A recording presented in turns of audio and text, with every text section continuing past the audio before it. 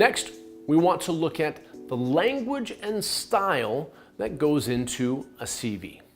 Whether it's a chronological-based CV, a skills-based CV, the language and style of a CV is considerably different than a cover letter.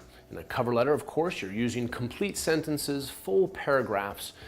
In a CV, however, everything is made shorter, more concisely, and what you want to do is put as much meaning and evidence into the fewest words possible.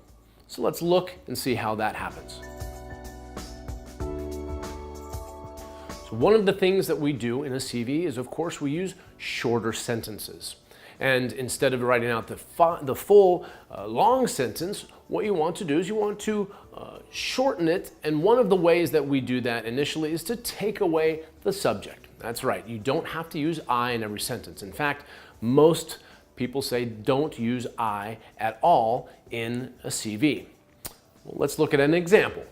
In this example, if we have the sentence, I was the team leader of the advertising department and increased revenue by 10% over the last 2 years.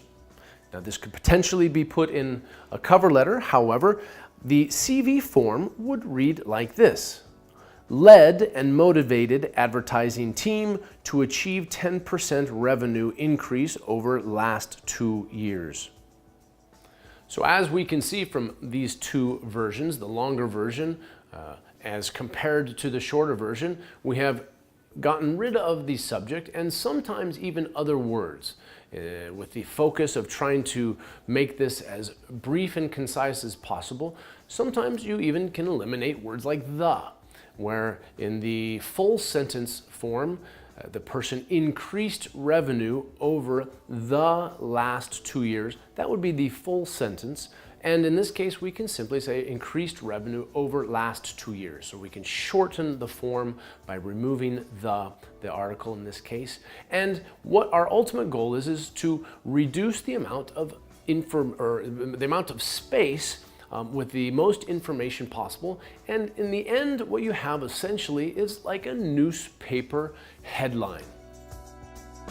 The second important factor to be consistent with your structure and style in a CV is punctuation. Now, in a full form, of course, you're writing with paragraphs and full sentences. And in the shortened form, then the obvious question is, do you need a period or a full stop at the end? And the answer is, well, yes or no. The most important thing is that you are consistent with your format. The other thing that's important to do is to use bullet points to present your information. And usually what we want to do is to begin each point with a very active or showing action in the verb. So let's look at an example. In this example, we have the following experience points that this person has indicated.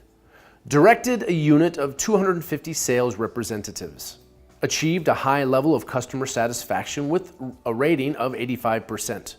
Led a specialized team of researchers who discovered new solutions. Generated new accounts in fresh markets.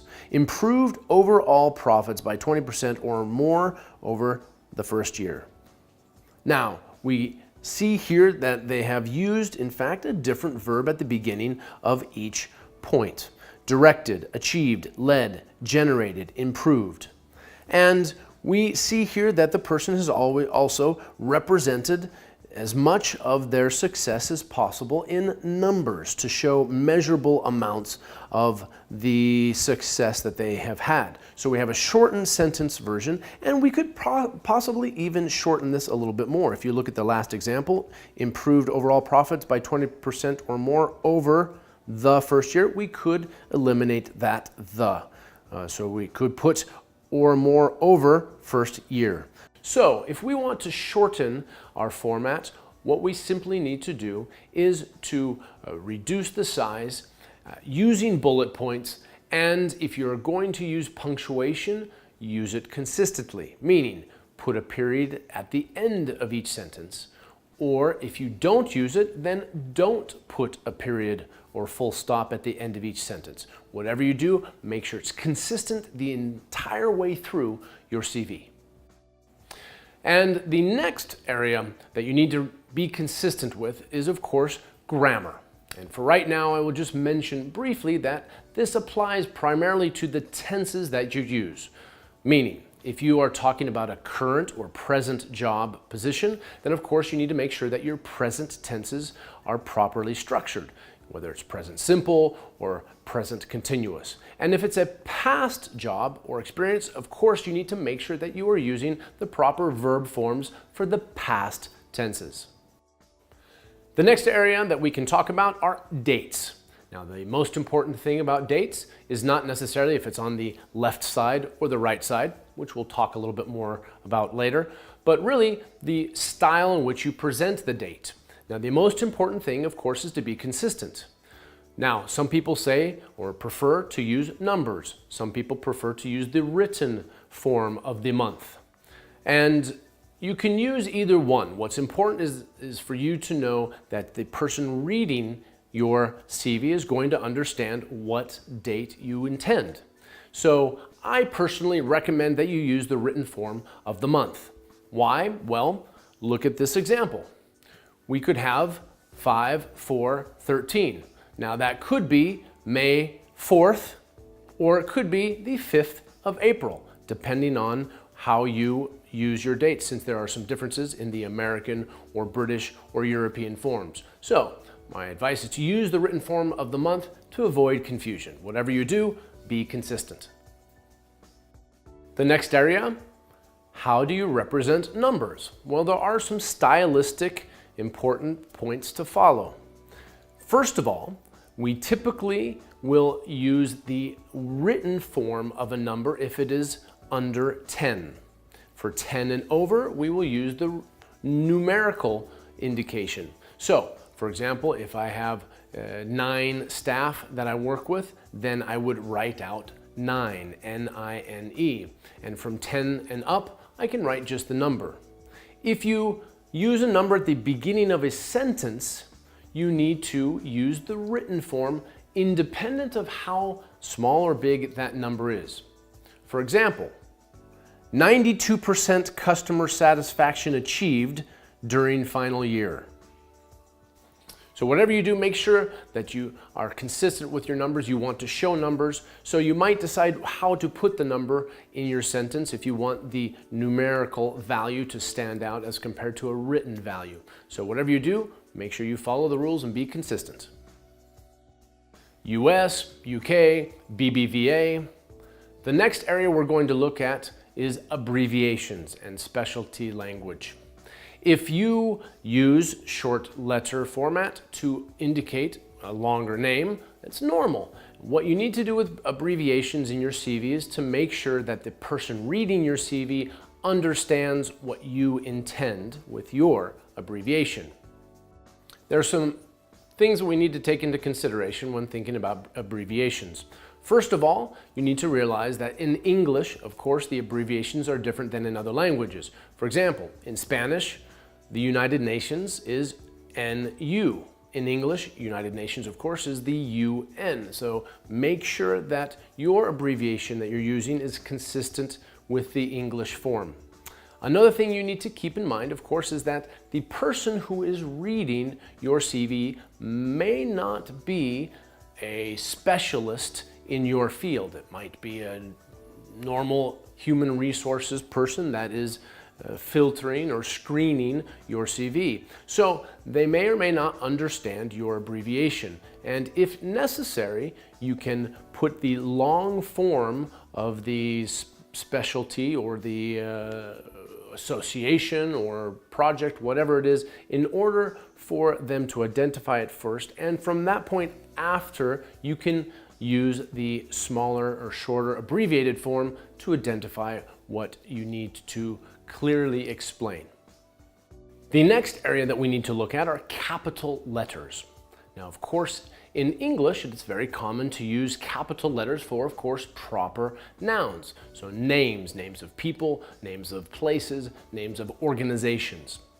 In a CV, you can use capital letters, of course, for your position titles. So deputy director, the assistant to the vice president. In these cases, you of course can use a capital letter at the beginning of each word, which indicates it's a job position title. Of course, you need to also remember your capital letters for months, days of the year, so capital J for June, capital M for Monday. And lastly, what about the section headings in your CV? In a CV, some people like to use all capital letters for the different divisions in the sections or the section headings for a CV. Now, I should tell you a couple things. First of all, in English, we don't typically use capital letters for these section heading titles. What we use one capital letter at the beginning of the word, but we don't use capitals for the entire word. There have been studies that actually show that capital letters, if you read a long section of capital letters, is actually more difficult to read as compared to using lowercase letters. So that's one thing to keep in mind. The other reason is a cultural reason, because in English, if you use all capital letters, it looks like someone is yelling at you. And that's probably not the tone you want to communicate.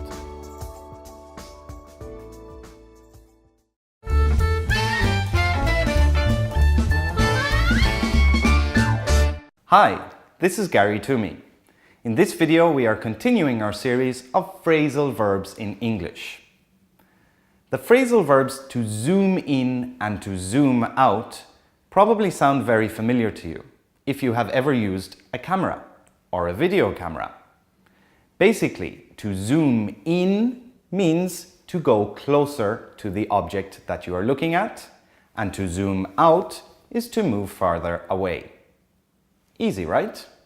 Zoom in, zoom out.